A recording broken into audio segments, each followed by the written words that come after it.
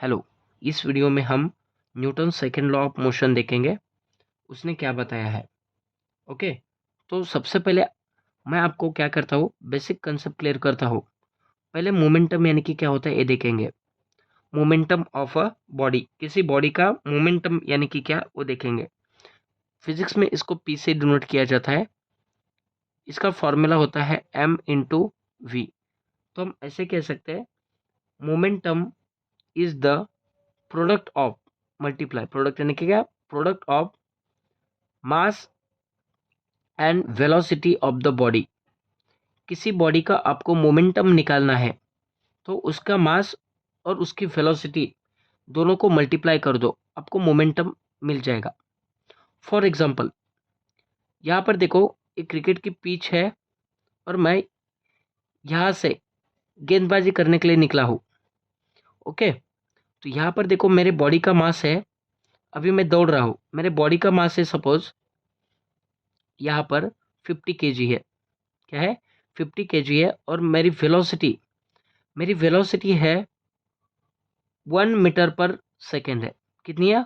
1 metre पर second. तो मेरे बॉडी का मोमेंटम यानी कि पी कितना हुआ? मोमेंटम यानी कि होता है product of mass and velocity of the object. तो देखो मेरा मास है 50 और मेरी वेलोसिटी है 1 मीटर पर सेकेंड। तो मेरे बॉडी का टोटल मोमेंटम कितना हुआ? 50 हुआ। क्या हुआ? 50 हुआ। ओके, यहाँ पर हमें कुछ तो यूनिट देना चाहिए। तो चलो यूनिट क्या आएगा वो देखते हैं। पहले देखो मैं आपके कोर कॉन्सेप्ट क्लियर करवा रहा हूँ। ओके, तो यहाँ पर हम देख रहे हैं मोमेंटम यानी कि क्या।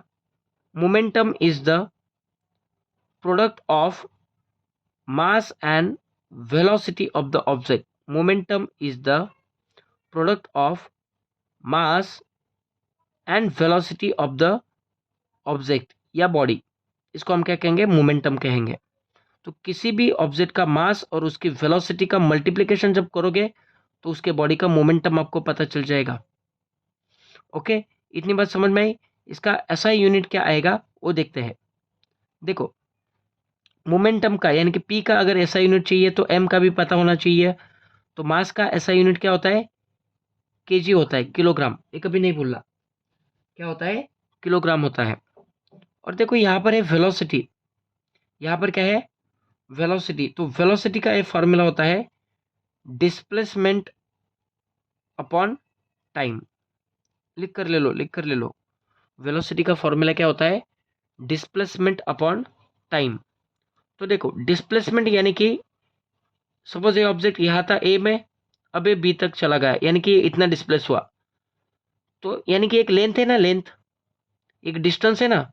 तो डिस्टेंस या डिस्प्लेसमेंट का ऐसा यूनिट हमेशा मीटर में काउंट किया जाता है। ओके, आप बोलते हैं ना 2 मीटर का कपड़ा, लेंथ हमेशा किस में काउंट किया जाता है? मीटर में। और टाइम सेकेंड में। तो मोमेंटम का ऐसा यूनिट क्या आया? केजी इंटू मीटर पर सेकेंड। तो देखो मेरा बॉडी का मास है 50 और वेलोसिटी है 1 मीटर पर सेकेंड। तो मेरे बॉडी का मोमेंटम कितना आएगा? 50 × 1 कितना? 50। ऐसा यूनिट क्या आएगा? केजी मीटर पर सेकेंड। ये मेरे बॉडी का क्या आया? मोमेंटम आया। और केजी मीटर पर सेकेंड एक क्या है? ऐसा यूनिट ऑफ मोमेंटम है। क्या है? ऐसा यूनिट ऑफ मोमेंटम है। तो देखो आई होप कि आप समझ गए होंगे कि मोमेंटम यानी कि क्या। Momentum is the product of the mass and velocity of the object. और इस मोमेंटम का ऐसा यूनिट है केजी मल्टीप्लाई बाय मीटर पर सेकेंड। ये इसका क्या है? ऐसा यूनिट है। आई होप आप समझ गए होंगे। अभी हम देखेंगे न्यूटन क्या कहता है, लेकिन उससे पहले हम देखेंगे एक्सेलरेशन यानी कि क्या। क्या देखेंगे? एक्सेलरेशन यानी कि क्या देखेंगे। तो एक्सेलरेशन का फॉर्मूला होता है change in velocity upon time. Sir थोड़ा सा एग्जांपल दे दो। मान लो आप स्लाइडिंग करने के लिए गए हो किसी भी वाटर पार्क में। स्टार्टिंग में आपकी वेलोसिटी मान लो कि यहाँ पर यू होती है, कितनी भी हो सकती है। और बीच में जाने के बाद थोड़ी सी चेंज हो गया और लास्ट में आने के बाद वेलोसिटी क्या होगी, चेंज होगी। तो इसका मतलब टाइम के अनुसार आपके बॉडी की वेलोसिटी क्या हो रही है, चेंज हो रही है। फॉर एग्जांपल स्टार्टिंग में बहुत हाई होगी और नीचे नीचे आते आते बीच में और हाई हुई होगी और लास्ट में आते आते स्लोप कम हुआ होगा, और तो आपकी वेलोसिटी क्या हुई होगी, और कम हुई होगी। तो हमें पता नहीं कितना, मतलब नहीं हमें, तो हमें सिर्फ पकड़ना है स्टार्टिंग की वेलोसिटी हमारे सपोज यू है और फाइनल वेलोसिटी कितनी है, वी है। यानी कि पहले यू था अब वी हो गई, यानी कि वेलोसिटी क्या हुई, चेंज हुई। क्या हुई, चेंज, और एक टाइम के हिसाब से चेंज हुई है ये। ओके, एक टाइम गुजरने के बाद चेंज हुई है। ओके, तो चेंज इन वेलोसिटी को हम ऐसे भी लिख सकते हैं, फाइनल वेलोसिटी वी यानी कि क्या है, final velocity, okay, minus you यानी कि क्या, इनिशियल वेलोसिटी, इनिशियल वेलोसिटी। तो वेलोसिटी का फॉर्मूला क्या है, अपॉन टाइम। ओके सॉरी, तो एक्सेलरेशन का फॉर्मूला क्या है, final velocity minus initial velocity upon time. ये क्या है, एक्सेलरेशन का फॉर्मूला है। अभी इसको यूज करने वाले हम, भूलो नहीं। ओके, और दूसरा rate of change of momentum का फॉर्मूला है, क्या है, rate of change of momentum यानी कि पी का एक फॉर्मूला है, क्या है, final momentum minus initial momentum upon time. Okay, तो हमने देखो कितने फॉर्मूलाज पढ़े, कंफ्यूज होने की कुछ भी जरूरत नहीं है। ओके, अभी तक मैं आपके बेसिक्स ही क्लियर करवा रहा हूँ। ये समझने के बाद आपको न्यूटन का सेकेंड लॉ आसानी से समझ में आएगा। तो हमने कितने फॉर्मूलाज देखे, अभी तक सिर्फ 3 फॉर्मूलाज देखे हैं। एक हमने देखा है मोमेंटम, यानी कि क्या होता है, momentum is the product of mass and velocity of the object. दूसरा फॉर्मूला हमने क्या देखा है, एक्सेलरेशन यानी कि चेंज इन वेलोसिटी, मतलब final velocity minus initial velocity unit time. ये दूसरा फॉर्मूला देखा है। तीसरा फॉर्मूला हमने क्या देखा, rate of change of momentum यानी कि क्या, final momentum minus initial momentum upon time. इनका यूज करने वाले हैं। ये 3 फॉर्मूला, इसका मीनिंग भी क्या है अभी बताता हूँ। Let's start Newton second law of motion. देखो, न्यूटन कहता है rate of change of momentum is directly proportional to the applied force। Sir कुछ नहीं समझ में आया। तो देखो क्या होता है, सपोज पहले मैं आपको ना एक एग्जांपल देता हूँ। सपोज एक फुटबॉल है, एक ग्राउंड पर, एक इसका मास है m, ओके, और इसकी इनिशियल वेलोसिटी है मान लो u। तो इस फुटबॉल का मोमेंटम कितना होगा, मैंने कहा था मोमेंटम यानी कि क्या होता है, क्या होता है, product of mass and velocity. Velocity यहाँ पर क्या है, u, वेलोसिटी ऑफ ऑब्जेक्ट। तो इसका इनिशियल मोमेंटम कितना हुआ, एम यू हुआ। अब क्या, कोई एक लड़का आता है और इसके ऊपर फोर्स लगाता है, जोर से लात मारता है। मास तो नहीं चेंज होगा लात मारने से, लेकिन वेलोसिटी जरूर चेंज होगी। तो हम इसको वेलोसिटी को पकड़ते हैं फाइनल वेलोसिटी यानी कि वी पकड़ते हैं। क्या पकड़ते हैं, वी पकड़ते हैं। तो इसका फाइनल मोमेंटम क्या हुआ, मास इंटू वेलोसिटी। वेलोसिटी क्या है यहाँ पर, वी है। यानी कि मुझे बताओ, पहले इस ऑब्जेक्ट का इनिशियल मोमेंटम क्या था, एम यू था। अब फाइनल मोमेंटम क्या हुआ है, एम वी हुआ है। यानी कि मोमेंटम क्या हुआ है, चेंज हुआ है ना। यस, तो यही जो है चेंज है ना, इसका rate of change of momentum, यानी कि रेट ऑफ चेंज ऑफ, एक minute, rate of change of momentum, मैं पी ही लेता हूँ, okay, is directly proportional, is directly proportional to the applied force। एक है डायरेक्टली प्रोपोर्शनल है, किससे? अप्लाइड फोर्स से, यानी कि जितना आप फोर्स लगाओगे उतना ज़्यादा आपका मोमेंटम बढ़ेगा। क्या? उतना ज़्यादा आपके बॉडी का मोमेंटम क्या होगा? बढ़ेगा।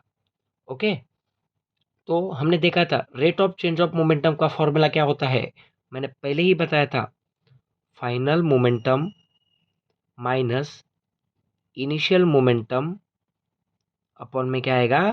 टाइम। और ये किससे प्रोपोर्शनल है? फोर्स से, अप्लाइड फोर्स है।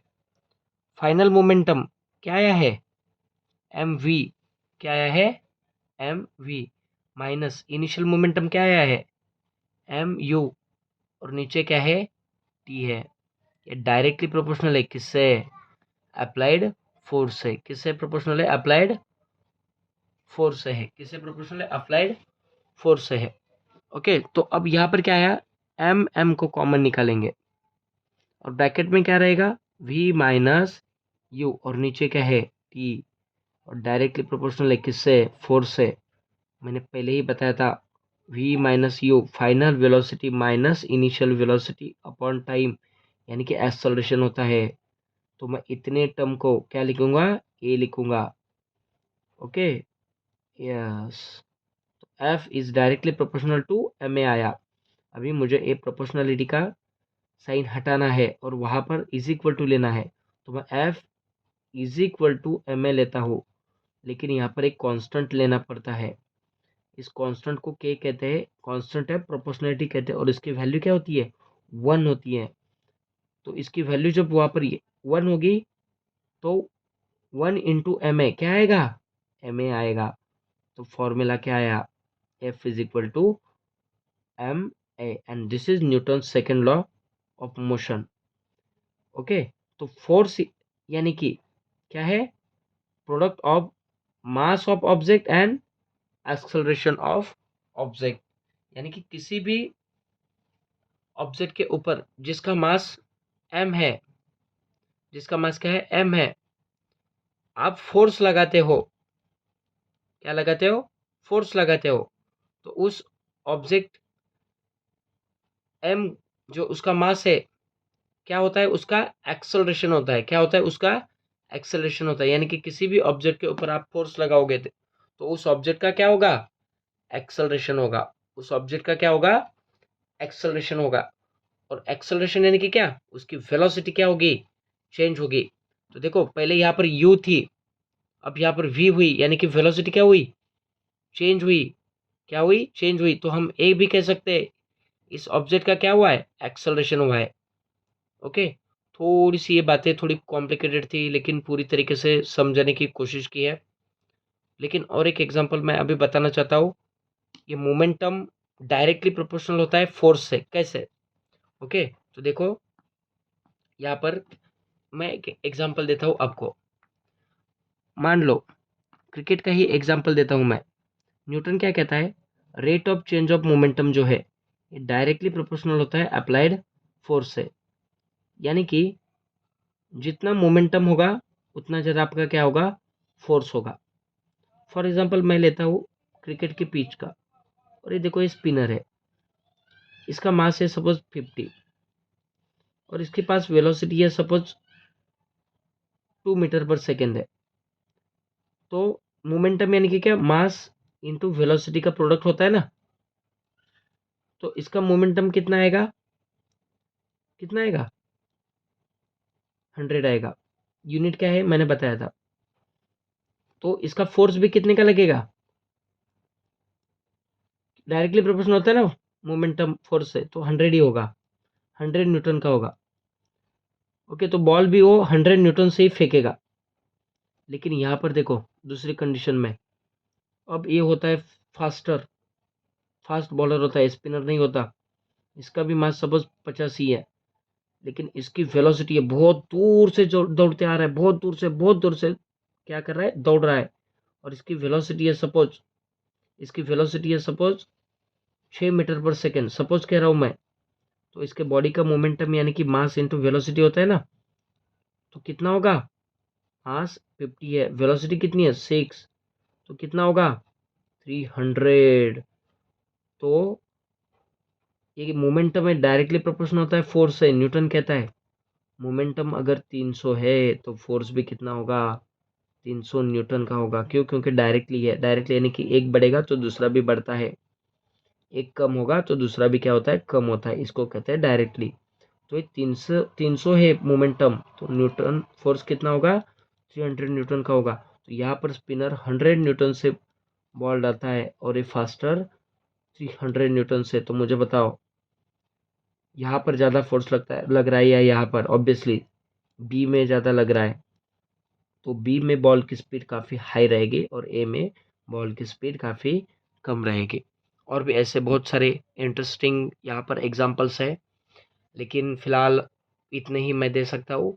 ओके, यहाँ पर थोड़ी सी लिमिट है। ओके, चलो बाय बाय। आई होप समझ में आया होगा। अगर नहीं समझ में आता है तो कमेंट सेक्शन में आप पूछ सकते हो, मैं डाउट फिर से आपका क्लियर करवाऊँगा। चलो।